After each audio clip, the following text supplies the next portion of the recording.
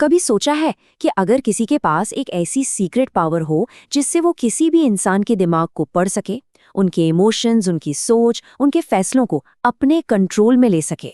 क्या हो अगर किसी का दिमाग सच में कंट्रोल किया जा सके? देखिए, ये कोई फिल्मी जादू नहीं है, ये है साइकोलॉजी यानी मनोविज्ञान की एक गहरी समझ, जिसे दुनिया के बड़े बड़े लीडर्स और इन्फ्लुएंसर्स दूसरों को अपने हिसाब से चलाने के लिए इस्तेमाल करते हैं।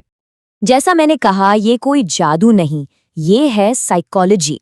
और आज हम मनोविज्ञान के कुछ ऐसे ही डार्क टूल्स के बारे में जानेंगे जो किसी भी आम इंसान को एक मास्टर इन्फ्लुएंसर में बदल सकते हैं। पर हाँ, एक चेतावनी जरूरी है। ये जो जानकारी है, ये सिर्फ समझने और सीखने के लिए है। इसका मकसद किसी को नुकसान पहुंचाना बिल्कुल नहीं है, क्योंकि इस विश्लेषण को पूरा देखने के बाद दुनिया को देखने का नजरिया हमेशा के लिए बदल सकता है। तो चलिए शुरू करते हैं। हमारी उल्टी गिनती शुरू होती है नंबर 5 से, और इसका नाम है द रिवर्स ट्रैप। ये टेक्निक इंसानी फितरत की एक बहुत ही सीधी सादी सच्चाई पर काम करती है। और वो सच्चाई ये है कि इंसान को जिस चीज के लिए मना किया जाए वो उसी की तरफ सबसे ज्यादा खिंचता है। हम सब ने ये महसूस किया है ना? इसी को रिवर्स साइकोलॉजी भी कहते हैं। अच्छा, इसको एक उदाहरण से समझते हैं। मान लीजिए किसी दोस्त से कोई मुश्किल काम करवाना है। अब अगर उससे सीधे सीधे कहने के बजाय ये कहा जाए, अरे ये तो बहुत मुश्किल है, मुझे नहीं लगता कि तुझसे हो पाएगा, तो क्या होगा? उसका ईगो उसे ये साबित करने पर मजबूर कर देगा कि वो ये कर सकता है। मतलब काम करवाने के लिए कहा गया मत कर, और काम हो गया। अब आते हैं ट्रिक नंबर 4 पर। ये ट्रिक साबित करती है कि असली ताकत लोगों को मजबूर करने में नहीं, बल्कि उनके लिए चॉइस यानी विकल्प तैयार करने में है। असल में होता यह है कि लोग पूरी आज़ादी से ज़्यादा कंट्रोल्ड आज़ादी पसंद करते हैं। उन्हें लगता है कि फैसला वो ले रहे हैं, लेकिन असली कंट्रोल तो किसी और के हाथ में होता है। और यही चीज़ इस टेक्निक को इतना असरदार बनाती है। इसको ऐसे समझिए, अगर पूछा जाए बाहर चलना है, तो जवाब हाँ या ना में आ सकता है ना?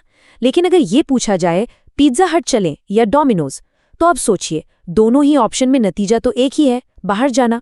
सामने वाले को लगता है कि चुनाव उसने किया है, जबकि असल फैसला तो पहले ही हो चुका था। हमारी लिस्ट में तीसरी ट्रिक एक बहुत ही पावरफुल और कह सकते हैं कि एक असहज करने वाली इंसानी भावना का इस्तेमाल करती है, और वो है गिल्ट यानी अपराध बोध। देखिए, लोगों पर जबरदस्ती या आदेश का उतना असर नहीं होता जितना गिल्ट महसूस करने पर होता है। इस टेक्निक में कभी भी सीधे तौर पर कुछ कहा नहीं जाता, सब इशारों में होता है। इसका एक बहुत ही सटीक उदाहरण है। मान लीजिए कोई दोस्त बार बार मिलने का प्लान कैंसिल कर रहा है। अब उससे लड़ने या शिकायत करने की जगह अगर सिर्फ इतना कहा जाए, कोई बात नहीं, मैं समझता हूँ, शायद अगर मैं इतना जरूरी होता तो वक्त निकल ही आता। ये सीधा हमला नहीं है, पर यह बात सामने वाले के अंदर गहरा अपराध बोध जगा देगी। और अब हम आते हैं ट्रिक नंबर 2 पर। एक बात याद रखिए, ज्यादातर इंसानी फैसले लॉजिक से नहीं, इमोशन से, मतलब भावनाओं से लिए जाते हैं। इस टेक्निक में किसी के फैसले को एक बहुत ही नाजुक मौके पर उसकी भावनाओं को उकसाकर, जैसे कि डर, गुस्सा या गर्व, प्रभावित किया जाता है। पॉलिटिशियंस इसका बहुत इस्तेमाल करते हैं। वो फैक्ट्स या तर्क देने की बजाय लोगों की भावनाओं को जगाने पर फोकस करते हैं ताकि उनकी राय बदल सकें। तो सबसे जरूरी बात यह है कि लोग ये भूल जाते हैं कि उन्हें क्या लॉजिक दिया गया था, पर वो ये कभी नहीं भूलते कि उन्हें कैसा महसूस कराया गया था। मतलब साफ है, अगर किसी की भावनाओं पर कंट्रोल है तो उसके फैसलों पर भी कंट्रोल है। और अब नंबर 1 ट्रिक। असली ताकत इसमें नहीं है कि क्या कहा गया, बल्कि अक्सर इसमें होती है कि क्या नहीं कहा गया। एक सवाल है, जरा सोचिए, चिल्लाने से ज्यादा खतरनाक क्या हो सकता है? खामोशी, सन्नाटा। जब कोई चुप हो जाता है तो ये दूसरे इंसान के दिमाग को उस खालीपन को भरने पर मजबूर कर देता है। और जानते हैं वो उस खालीपन को किससे भरता है? चिंता, अपराध बोध और खुद पर शक से।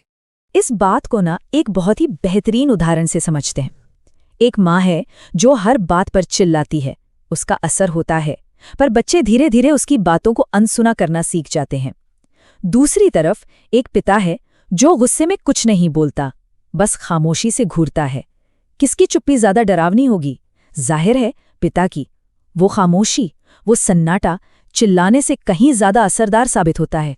खामोशी को एक हथियार की तरह कई तरीकों से इस्तेमाल किया जा सकता है। जैसे किसी से सच उगलवाना हो तो बस इतना कहें, मुझे सब पता है, और फिर चुप हो जाएं। किसी बहस को जीतना है तो बस आंखों में आंखें डालकर देखें, हल्की सी मुस्कान दें और कुछ ना कहें। और अगर पावरफुल दिखना है तो जब सब बोल रहे हों तब चुपचाप सब कुछ देखें और सुनें। आखिर में ये याद रखना बहुत ज़रूरी है कि ये सारी टेक्निक्स बहुत शक्तिशाली टूल्स हैं।